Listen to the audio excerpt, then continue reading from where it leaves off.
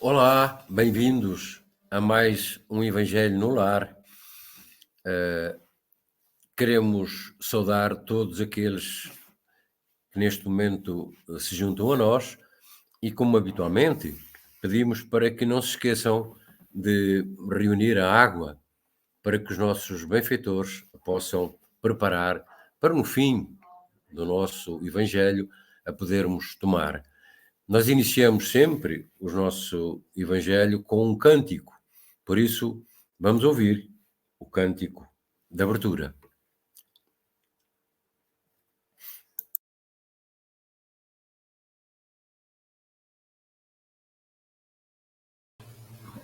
Página 36, oração.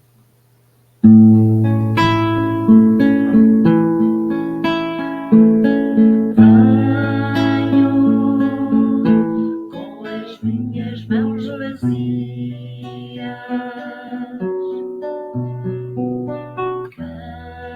venho te levar minha oração. Venho em busca de melhores dias. Venho com Jesus no coração. Ajuda-me, Senhor Jesus. Perdoa-me, dá-me tua luz. Ajuda-me a ser cristão, a perdoar do coração. Vem, Senhor, mitigar as dores do mundo.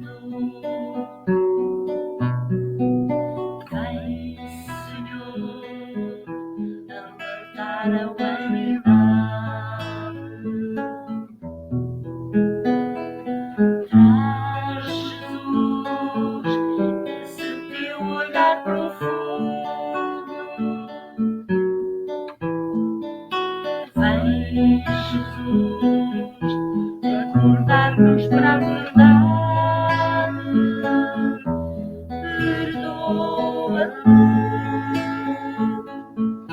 tanta ilusão.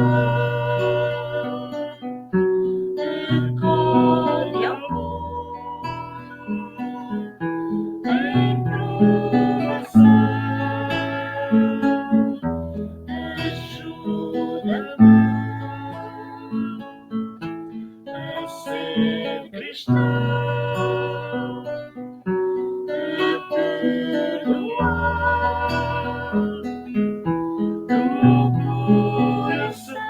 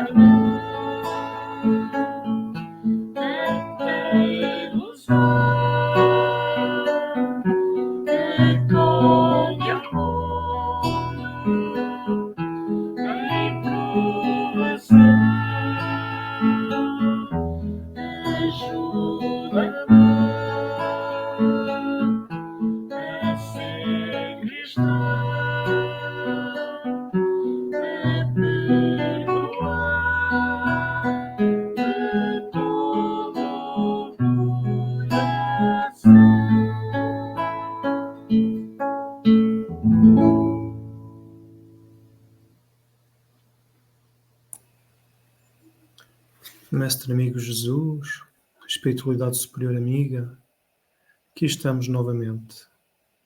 Aqui novamente, não só para recordar a tua mensagem, mas sim para assimilar os teus ensinamentos e os que possamos finalmente pôr em ação.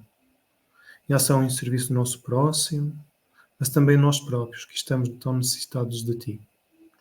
Ajuda-nos, Senhor, então, neste Evangelho no lar e fica na nossa presença nesta noite. Que assim seja. Do Evangelho segundo o Espiritismo, capítulo 13, não saiba a vossa mão esquerda o que a vossa mão direita dá. A caridade material e a caridade moral. Amemo-nos uns aos outros e façamos aos outros o que quereríamos que nos fosse feito. Toda a religião, toda a moral se acham reafirmadas nestes dois preceitos. Se esses preceitos fossem seguidos neste mundo, todos seríeis perfeitos. Não mais existiriam ódios nem ressentimentos. Direi ainda, não existiria mais pobreza, porque o supérfluo da mesa de cada rico, muitos pobres se alimentariam e não mais veríeis nos quarteirões sombrios onde habitei durante a minha última encarnação, pobres mulheres arrastando consigo miseráveis crianças a quem tudo faltava. Ricos, pensai um pouco nisso. Ajudai da melhor forma os infelizes, dai para que Deus um dia vos retribua o bem que houverdes feito, para encontrareis, ou ao sairdes do vosso invólucro terreno, um cortejo de espíritos reconhecidos que vos receberão no limiar de um mundo mais feliz.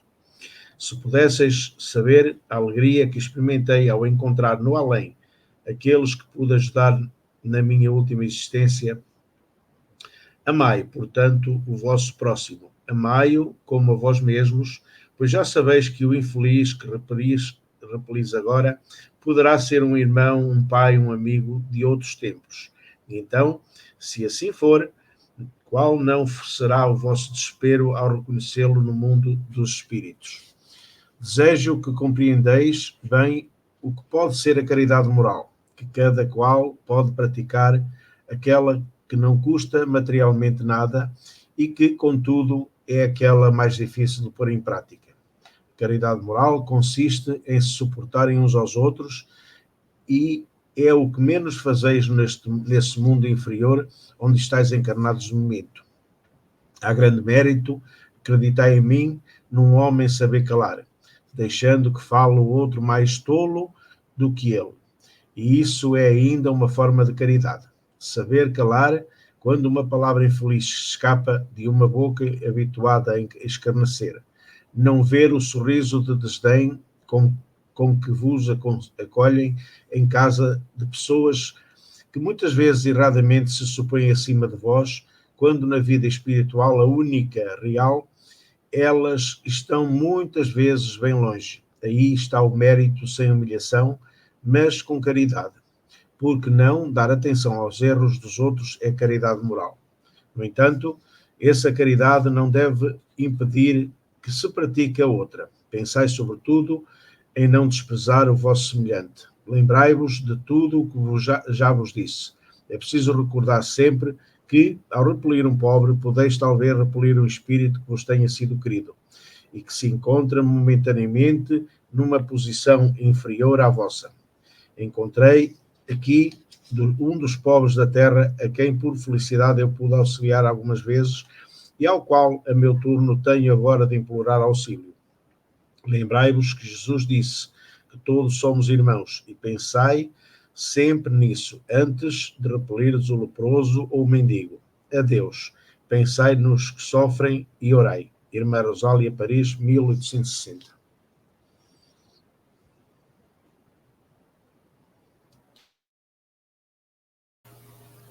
A mensagem de hoje do livro Vem Comigo, de Maria Teresa Magalhães, psicografado por Arnaldo Costeira, intitula-se Pobreza. Se crês em Deus, como afirmas a cada passo, reflete sobre a sua infinita justiça aplicada a todos nós. Por que razão há pobres à tua volta? Por que razão há paralíticos, coxos, cegos, surdos, abandonados, abortados, desesperados, neste cortejo de desespero na dor.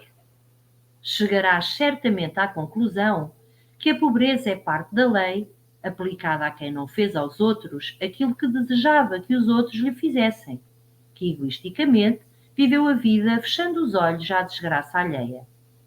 Jesus dizia, a propósito do diálogo com Simão, o rico comerciante de Magdala, cioso da presença da equivocada Maria, quando lavava os seus pés com as lágrimas da dor, os enxugava com os cabelos sedosos da tentação e ungia com o perfume transformado na sua única riqueza.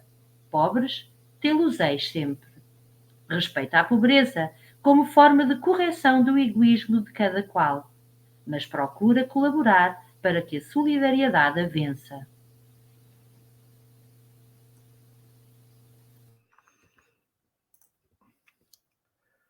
Nesta altura, nesta data que os homens determinaram para comemorar o nascimento do nosso Mestre e Guia Jesus, nada melhor do que refletirmos sobre a caridade, tão necessária no nosso planeta, nestes dias que correm. Jesus ensinou-nos que o primeiro mandamento era amar a Deus sobre todas as coisas e ao próximo como a si mesmo. O que quer dizer que nos devemos amar uns aos outros, fazer ao outro o que gostaríamos que nos fosse feito. Mas parece que ainda não compreendemos. Mais tarde, Paulo, na sua primeira epístola aos Coríntios, reforça a importância da caridade, quando nos diz que, mesmo que tivesse o dom da profecia, mesmo que soubesse todos os mistérios, que conhecesse profundamente a ciência, se tivesse essa fé que transporta montanhas, mas lhe faltasse a caridade, tudo isso não lhe serviria para nada. Então a caridade abarca o amor na sua mais elevada expressão que podemos compreender. Mas infelizmente por conceitos antigos e equivocados, a caridade para muitos ainda significa esmola. Para outros, limpeza da consciência. Contudo, para muitos também, o encontro com Deus, através da nossa ação no bem. Então esta caridade material, que está relacionada mais com o mundo físico, que consiste muitas das vezes em fornecer roupas, alimentos e até alguns recursos financeiros aos mais necessitados, parece que aparentemente não é assim tão difícil. É, mas isso é para quem dá. Embora nos esqueçamos muitas das vezes que o homem, aquele homem que se condena a pedir esmolas, estendendo a mão em busca de algum auxílio, com o tempo acaba por se degradar moral, fisicamente, e acaba por se embrutecer. Porque é humilhante ter que pedir, não ter onde dormir, muitas das vezes, buscar emprego e não conseguir. E isso acaba por gerar o desânimo, o vício, o embrutecimento.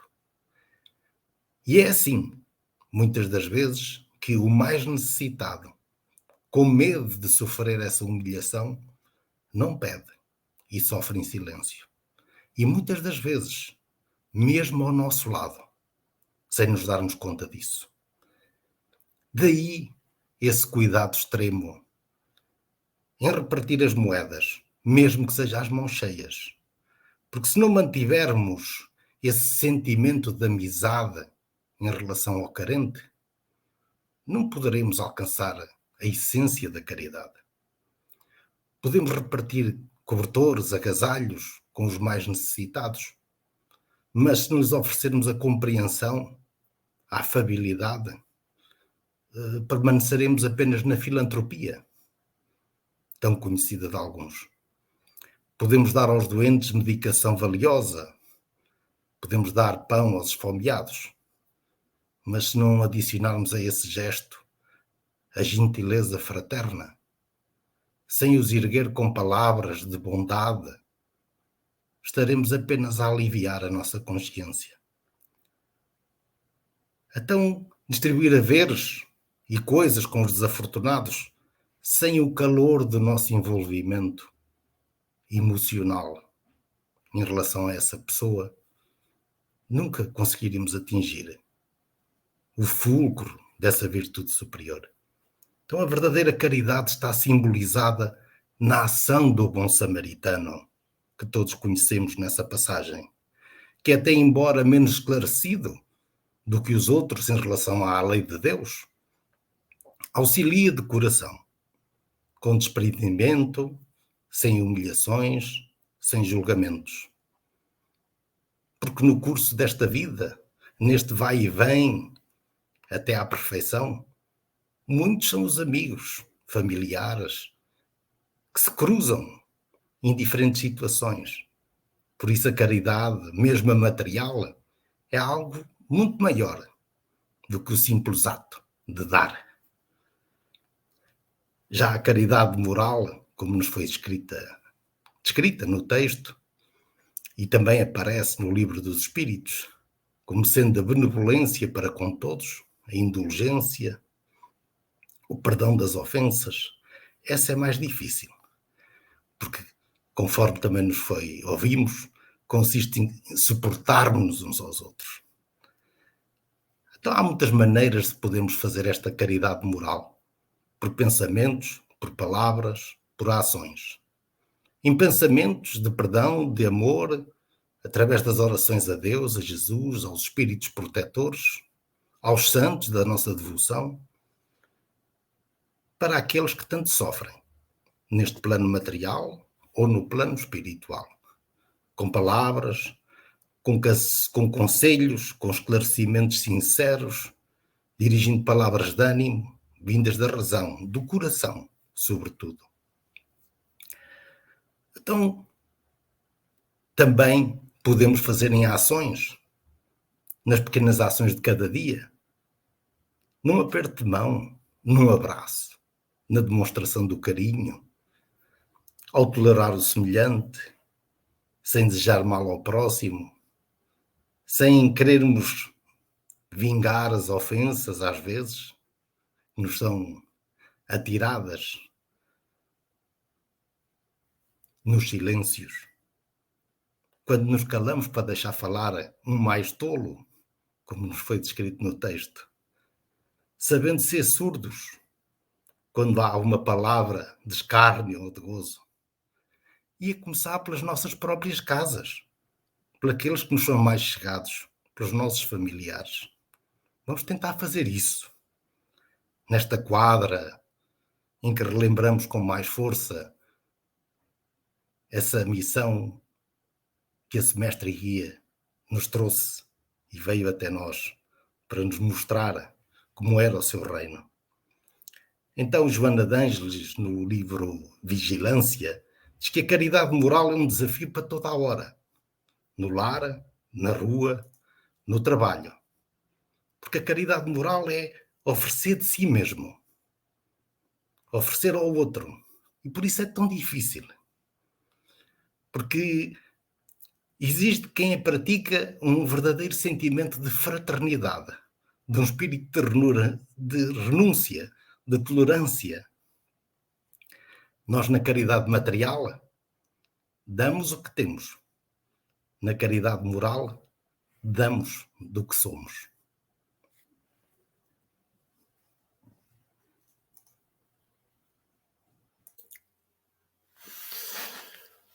Por vezes, quando lemos estas instruções dos Espíritos em relação a estes temas básicos, estas questões básicas que o Evangelho, que a Boa Nova de Jesus nos traz, por vezes, muitos de nós as interpretamos como sendo orientações místicas, eventualmente, para aquilo que são as nossas vidas, porque normalmente comparamos aquilo que lemos com aquilo que se passa à nossa volta. É muito normal que isso aconteça. E, de facto, se olharmos para aquilo que são as situações que ocorrem hoje, nós vemos situações, de facto, ímpares, indescritíveis, quase inconcebíveis. Dizem estatísticas, por exemplo, que 2/3 da riqueza mundial está na mão de 1% dos habitantes.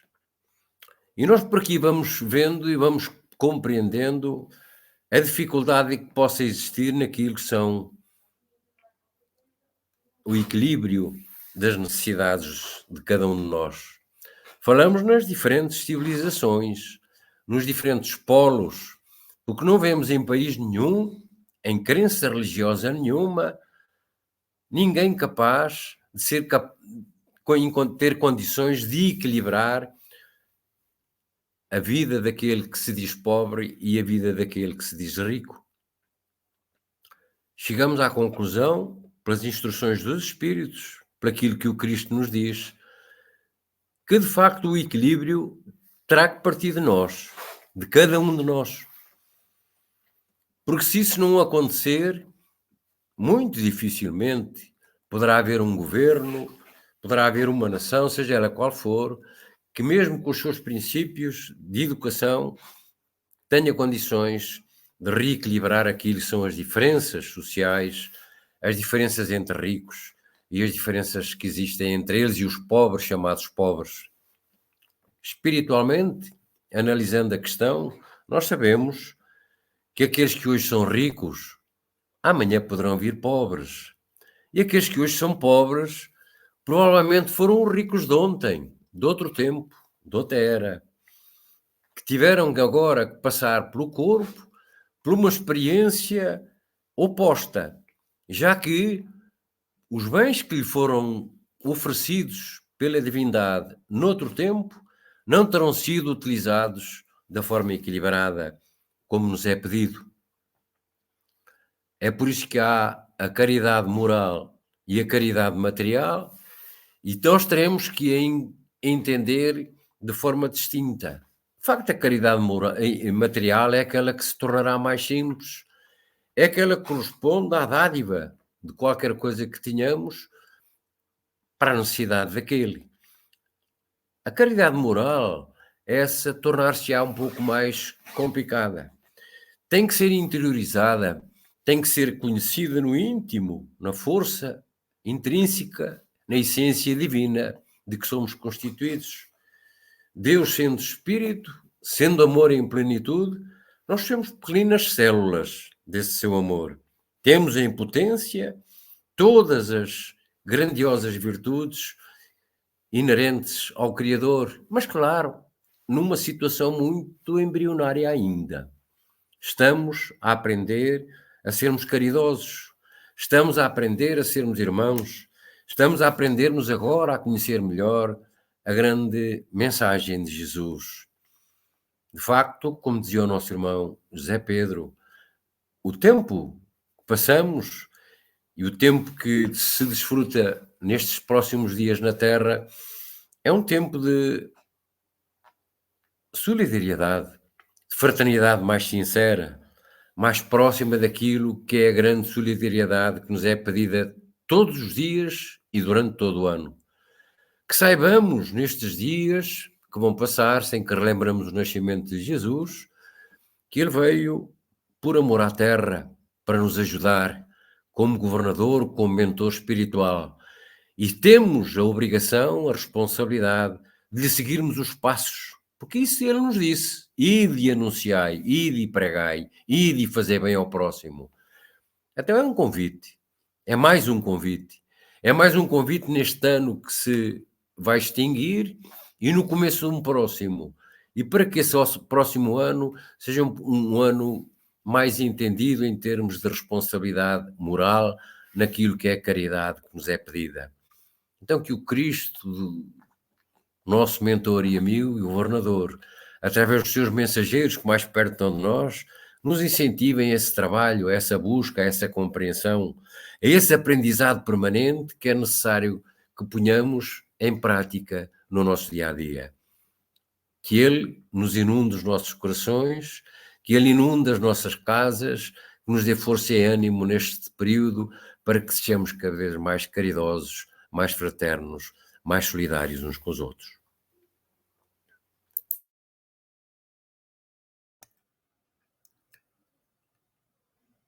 Então, neste momento, que não devemos recolher ao silêncio interior, pedimos aos nossos amigos, protetores do nosso lar, que façam descer até nós essas energias salutares, essa proteção, essa coragem de seguirmos adiante. Um novo dia nascerá com novas possibilidades. Senhor, que essa luz se derrame sobre esta água, que ela seja uma verdadeira bênção, uma cura para as nossas enfermidades morais, principalmente. Obrigada pela oportunidade de podermos aqui estar todos juntos. E fortalece-nos a seguir o teu exemplo. Que assim seja.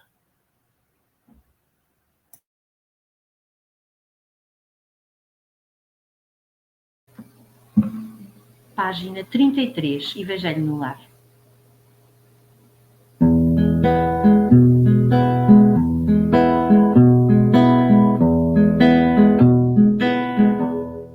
A vinda de Jesus, o Evangelho no lar, é sol feixe de luz, é raio de luar, cantem ao amor, mãos em oração, paz que acalma a dor, paz que acalma a dor, todos sentirão, sentados à mesa deste nosso lar, como chama acesa, vamos irradiar pensamento em Deus, que conosco está. Se tivermos fé, tudo mudará. A vinda de Jesus, o Evangelho no lar, é sol feixe de luz, é raio de luar, cantem ao amor, mãos em oração, paz que acalma a dor, paz que acalma a dor, todos sentirão. Lê com atenção a nova que ficou, peregrinação que o Rabi deixou, e a nobre Maria vem de muitas dores. Ser-te ao luzeiro, vais para onde fores. A vinda de Jesus, o Evangelho no lar, é sol feixe de luz, é raio de luar, cantem ao amor, mãos em oração,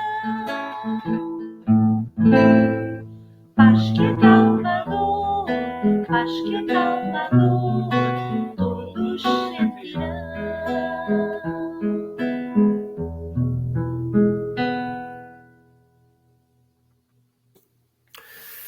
E antes de nos despedirmos desse nosso Evangelho, lembramos que temos a água para tomar. Habitualmente recomendamos que o façamos com o nosso pensamento bem no alto, dirigindo um apelo aos nossos bons amigos para que a água nos fortaleça fisicamente, espiritualmente também.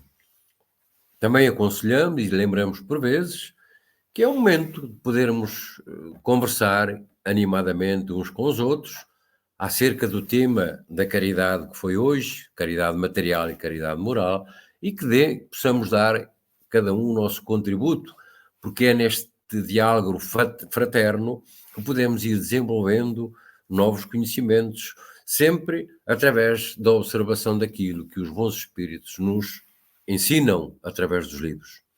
E por hoje, nada mais. Estaremos de novo em direto pela nossa TV Espírita a partir da manhã com a nossa palestra da noite, a partir das 20h30, e por isso nos despedimos com um grande abraço fraterno para todos e até uma próxima oportunidade.